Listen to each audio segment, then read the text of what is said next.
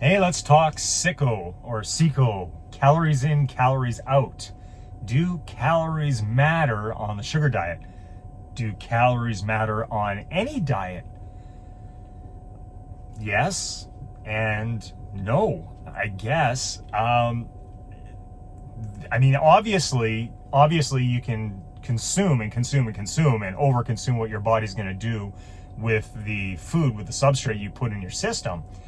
But how your body reacts to it is going to be completely different on with what you're feeding it, the way your hormones react. I'm not a scientist. I don't I try to look into things for myself, and I try to understand and wrap my head around, all these things that people talk about. A great channel to go and check out is Jay Feldman Wellness, also Mike Fave.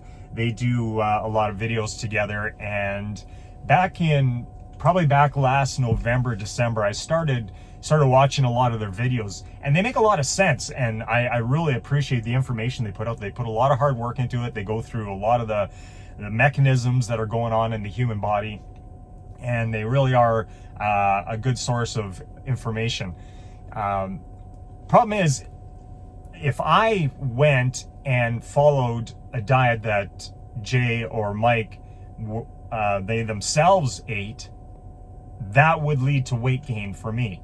I couldn't do that, and it never interested me to take a year and a half to fix my metabolism to be able to eat like them, and so I didn't try to attempt to slowly bring my calories up and everything. Apparently, our bodies, our cells, our mitochondria, basically the power plants of our body, from what I understand, produce ATP. That's the body's form of energy. But the problem is, with the standard Western diet and with crash dieting, yo-yo dieting, heavy fasting, cutting carbs out of your body completely messes with your mitochondria and with your ability to produce ATP. So therefore, the energy you're putting into your body is not getting used as energy. So you're storing fat and also not feeling energized. So you're getting fatter, and you don't have the energy to burn off the fat that you're putting on. And that to me is the biggest issue. Now, every diet, every fad diet that comes out, it doesn't matter what it is. Even if you call the sugar diet a diet, carnivore, keto, every diet likes to tell you that you have unlimited calories on their plan. Their plan will be the plan where you don't have to worry about the amount that you eat. And that's simply not true. That's definitely not true.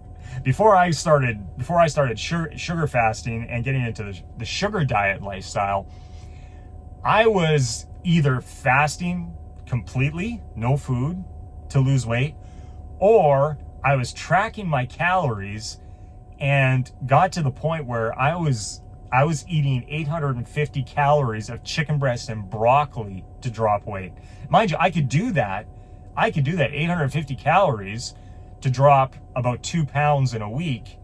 But the problem is, it's completely unsustainable. Your energy is crap. You completely no energy. There's nothing to give you. You're living off protein and non-starchy vegetables. So your energy levels just tanked. Your metabolism is tanking even more, and there's no off ramp. What do you do once you lose that weight? There's nothing for you to do. You continue to eat 850 till that doesn't work, and then drop to 7. Like, that's the whole thing with diets that don't promote a healthy metabolism. And I think the sugar diet is the best diet that promotes a healthy metabolism. Now, all props to the bioenergetic people that take the route of fixing their metabolism over the long term. I didn't have the patience for that. I wasn't going to do that. It would be way too long for me. So, calories in, calories out. What is the magical number. Like, how do you know? How do you know your calories? Because if I couldn't lose weight barely, I mean, if I was eating 1,200 calories to sustain my weight, 850 to lose weight, how do I know what's my limit? I don't know. If I do 1,500, I'm gaining weight, I'm not happy. I go 850, I feel like crap. I got no energy. I'm not happy. So how do you figure that out? I don't know. I guess judge by the scale, but here's the thing. Just measuring calories is just going to be a mind screw. It's going to mess with you. And you got to understand that we've all damaged our metabolism over years and years of eating crap, too much fat in the diet, cutting out carbs, robbing our body's ability to actually get energy and burn energy the way it's meant to do. So when I started sugar fasting, I wasn't chasing a caloric number. Yeah, I can look back and figure out what the calories were that I was consuming, because I consume the same thing every day.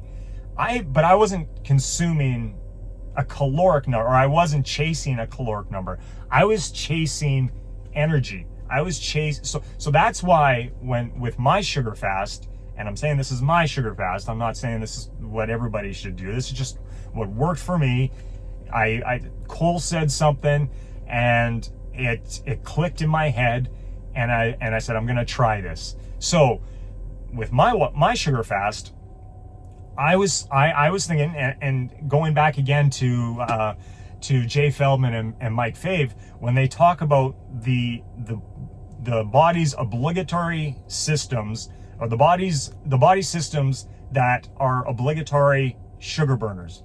They are obligatory glucose burners. Your brain is an obligatory glucose burner. Your red blood cells, certain things in your body have to have carbohydrates. If you don't give your body carbohydrates, your body will make the carbohydrates. That's why all that BS about, there's no essential carbohydrate because your body can make carbohydrates.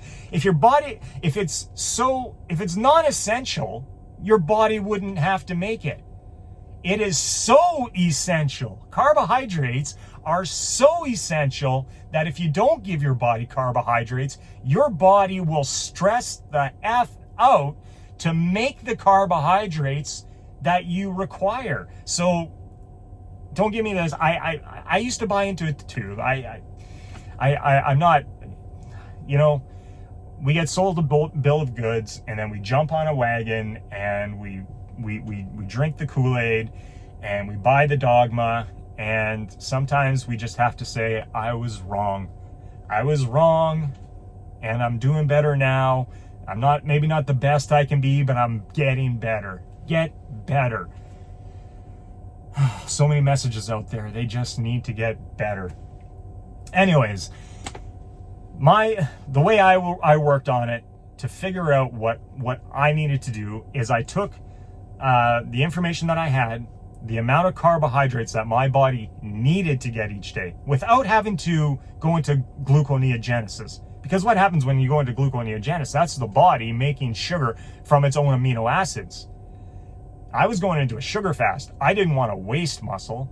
I didn't want to give my body an opportunity to decrease the muscle mass, especially when I wasn't taking in protein. So I wanted to make sure I was giving my body enough glucose that all the obligatory systems were taken care of.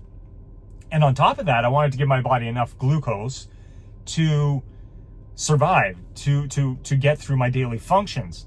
Because if I could do that, then the fat on my body would be used for the systems in the body that use fat at rest, like the heart, like the muscles. When they're at rest, they're primarily burning fat. Okay? Now, if I'm not taking in protein, I'm just taking in carbohydrates, I'm making sure that my body's being fueled for everything that it needs carbohydrates for. It's still going to burn fat. This whole body doesn't burn carbohydrates and fat at the same time is also, again, go check out Jay Feldman. The body will burn fat and carbohydrates at the same time. Yes, the Randall cycle is a thing, but every cell in your body is not on the same Randall cycle at the same time. Some cells might be burning carbohydrates and not fat at that time. Some cells might be burning fat and not carbohydrates at that time. It's not all or nothing at once. The body burns fat and carbohydrates at the same time. That's why I could consume 500 grams of sugar a day for 30 days and lose 31 pounds of fat. And I'm sure some muscle loss. I don't know. I didn't notice because I've said before, I don't have I know better is better, right? Working out is better, but I don't lift in the gym. So I didn't have like a bench press PR to compare before and after the sugar fast, whether I lost. But my daily living did not suffer. My daily activities did not suffer from muscle loss. That's all I can say. That's my experience. So I was giving my body the carbohydrates that it needed to live and no protein, no fat. So my body had to use the fat off itself, and the sugar helped spare the muscles. That's how I went about it. Now, the number I came up with to do that was 500 grams of sugar. 500 grams, 200 grams brain, another 100 grams, whatever, for different other functions in the body, and then a couple 100 grams of sugar for, and you think about it, a couple 100 grams of sugar for a day beyond your brain is like 800 calories that you're giving your body just to move. So you're gonna burn fat in that. Now, that, yes, 500 grams of sugar is approximately 2,000 calories a day. And I lost weight on that. Was I chasing calories? No, I was chasing grams. I was chasing carbohydrates to fuel my body. That's what I was caring about. Now, if I took in 1,000 grams of sugar a day, probably not. I don't know. I wasn't trying to hit the ceiling. I wasn't trying to find out where I could go. I wanted enough. Watch Skeleton City. People ask him, how many this or that should we have in a day? And he says, enough. I had enough. Not too much, enough. I had energy every day. I didn't feel tired, lethargic. I had enough sugar and V8 to keep me satiated. That's what I was doing. And okay, that was 2,000 calories a day. But here's the thing. It wasn't 850 calories of chicken and broccoli, and I was losing more weight on sugar than I was on chicken and broccoli. It wasn't 0 calories from a straight water fast. And I would posit that I mean, I've never done a 30-day water fast. I don't know if I would have lost 31 pounds of 30 days on a water fast, but at least as good, right?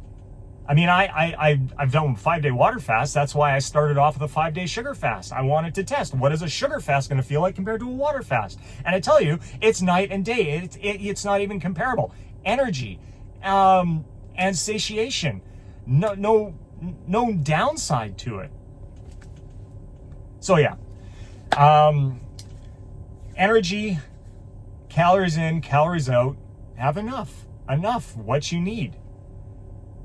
Now I honestly don't know how many calories I eat. I know it's a hell of a lot more than 1,500 or 1,200 calories. I have enough, and I'm maintaining. I'm weight stable. My weight for 3.5 months after dropping 31 pounds, 3.5 months, my weight has been the lowest, 169.4 to 171.6. That's it. A little over a 2-pound, and that's each week. Because if you've seen my videos, you know how I live.